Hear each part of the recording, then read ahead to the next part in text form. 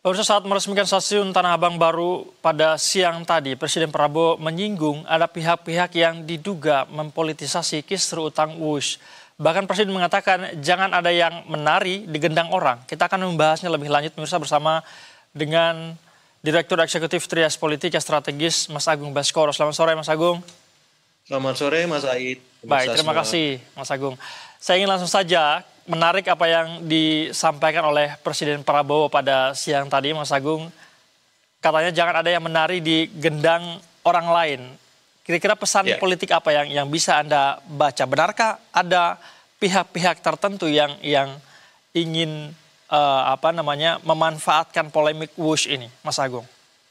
iya otomatis Mas ya, karena kan situasi politik hari ini begitu dinamis ya. Ada banyak pihak yang bermain, membuat sebuah lakon yang saya kira memberikan dampak-dampak politik kepada sistem politik kita. Tapi itu semua dengan statement Pak Prabowo menegaskan bahwa beliau punya kepemimpinan yang solid, kuat, bertanggung jawab penuh, memastikan WUS yang memang sedang dikritisi atau punya masalah soal pembiayaannya, kemudian soal ada dugaan penggelembungan, kemudian ada soal-soal lain yang mengikuti, itu bisa diselesaikan sebaik-baiknya, secepat-cepatnya. Yang kedua juga memberi peringatan atau alarm kepada pihak-pihak yang tadi ya bermain api ataupun coba-coba mencari memperkeruh suasana. Apakah itu ya mereka yang belum puas dengan hasil Pilpres kemarin? Apakah mereka yang punya kepentingan di 2029 ataupun memang mereka yang apa ya kemarin tidak puas dengan kinerja ya 2 periode dari Presiden ketujuh ya Pak Jokowi seperti itu. Jadi itu semua saya kira penting sebagai arahan bagi siapapun baik di dalam pemerintahan ataupun di luar pemerintahan untuk memberikan masukan kritik yang konstruktif, bukan ya kemudian memperkeruh situasi, mempermasalahkan masalah karena fokusnya solusi yang kita butuhkan. Nah, perbincangan soal solusi itu yang saya kira sedang diarahkan oleh Presiden. Mungkin sebagai pengantar begitu, Mas Said. Oke, baik.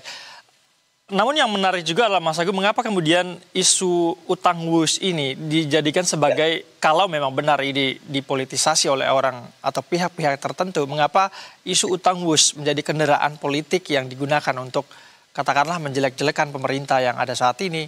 Apakah Ya, ada membaca korelasi tertentu dengan isu WUS ini? ya karena memang salah satu ekses ya dari keberlanjutan itu eh, otomatis pemerintahan Presiden Prabowo akan ditelisik ya kekurangan pemerintahan sebelumnya. Oke. Utamanya misalkan hari ini WUS, mungkin besok IKN, mungkin besok bisa jadi proyek-proyek bandara yang beberapa belum maksimal pengoperasiannya, ataupun hal-hal lain yang selama ini menjadi legacy Presiden ketujuh Pak Jokowi. Nah, karena ada narasi keberlanjutan itu, otomatis akhirnya menjadi beban ataupun tanggung jawab dari Pak Prabowo untuk menyempurnakannya sekaligus melanjutkannya untuk lebih baik. Nah, otomatis Presiden Prabowo butuh waktu untuk menuntaskan itu semua. Dan saya kira apa yang menjadi statement beliau hari ini itu memberikan pesan kuat baik kepada publik, kepada pihak-pihak terkait di lingkar elit di dalam maupun di luar kekuasaan, bahwa apapun masalah yang mengemuka karena WUS atau karena IKN ataupun karena infrastruktur lain, itu akan beliau terima dengan penuh tanggung jawab untuk diselesaikan. Nah, turunannya apa? Kita melihat kemarin Pak Jonan diundang, yang selama ini kontra dengan WUS misalkan. Pak AHY sebagai Menko Infrastruktur juga dilibatkan. Ya, yang kita tahu di masa sebelumnya itu memang tidak selalu seirama dengan Pak Jokowi. Ya, dan ini penting untuk mengobjektivasi persoalan WUS, KN ataupun infrastruktur lain karena Pak Jonan dan Pak AHY ini orang-orang yang punya opini dan pendapat yang berbeda dari yang memang sebelumnya selalu dikutip ataupun terlibat ya katakanlah Pak Luhut misalkan misalkan kemarin ada statement Pak Purbaya seperti itu. Jadi ini cover by side ini penting supaya apa? Presiden akhirnya objektif utuh melihat masalah yang sedang dihadapi oleh bangsa kita. Seperti itu Mas Said. Dengan pernyataan Presiden Prabowo Subianto akan bertanggung jawab begitu ya, meminta publik Ya, tidak perlu khawatir, Direktur PT KAI tidak perlu khawatir. ya. Apakah pernyataan ini akan memberhentikan semua politisasi yang mungkin terjadi lagi ke depannya? Ya, tidak otomatis, Said, Oke. tapi minimal bisa diredam.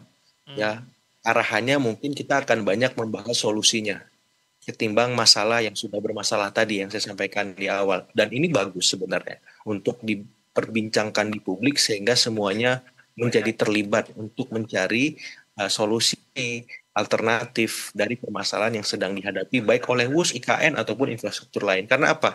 Karena setiap pemerintahan pasti meninggalkan ya hal positif. Apakah itu stabilitas, apakah itu soal infrastruktur, tapi ada juga kekurangannya. Nah, maksud saya di sini kita objektif saja. Kalau kekurangannya misalkan ada hutang yang ditinggalkan, ada pemborosan, atau hal-hal lain yang mengikuti misalkan, ya kita cari solusinya, bukan dengan hanya menyalahkan.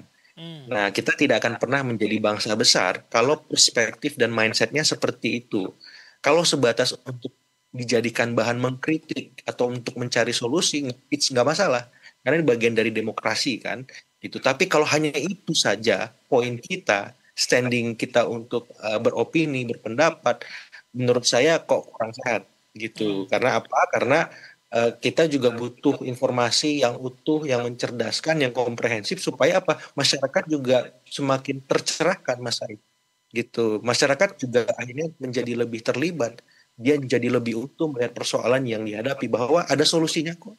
Ada manfaatnya kok gitu. Kita harus terbuka, WUS itu ada manfaatnya juga. Oke. IKN ya mau nggak mau mindset Indonesia sentris itu terbentuk walaupun mungkin tidak bisa langsung ya, tapi ada manfaatnya dan saya melihat manfaat itu yang sedang dicoba untuk digali ya dengan statement Presiden Prabowo untuk bertanggung jawab penuh supaya masyarakat melihat WUS, IKN atau proyek infrastruktur lain itu punya sisi-sisi positif yang memang sangat besar dirasakan oleh sebagian masyarakat yang dilewati oleh WUS itu sendiri. Seperti itu. Baik. Mas Agun terakhir, tapi kalau misalnya analisis Anda berkaitan dengan kasus atau polemik WUS katakanlah begitu ya, ini menjadi ramai, benarkah karena memang dipolitisasi oleh pihak-pihak tertentu atau memang ini lahir dari memang keresahan masyarakat atau ekonomi misalnya memang betul-betul membaca bahwa proyek WUS ini memiliki utang dan tidak efektif. Bagaimana analisis Anda? Saya melihat sekuensnya berlanjut, Mas. Awalnya kan soal-soal pribadi dari Presiden ke-7 Pak Jokowi ya. Apakah itu ijazah ya. Kemudian sekarang soal policy legacy-nya. Oke. Ya, ini bagus buat saya. Kita memperbincangkan sesuatu yang substantif. Ekonom terlibat, ya, ahli hukum juga, penegak hukum juga, masyarakat lain jadi pengen tahu. Bagus. Jadi kita nggak hanya membahas hal-hal personalistik dari seorang presiden ke-7 namanya Pak Jokowi, tapi legasinya, polisinya, apakah sudah tepat sasaran, apakah sudah sesuai dengan penganggaran, visibility studies, dan hal-hal tentang tata kelola pemerintahan yang baik. Ini kan baik. Jadi menurut saya nggak masalah, tapi arahkan ke solusi, arahkan ke pembahasan yang konstruktif. Seperti itu, Mas. Baik, justru ini positif begitu ya untuk kemudian memperkaya diskursus kita mengenai jalannya pemerintahan, begitu ya, kebijakan-kebijakan yang diambil oleh pemerintah. Terima kasih banyak Mas Agung sudah memberikan pandangan bersama kami di Berita Sore. Selamat sore, salam sehat selalu.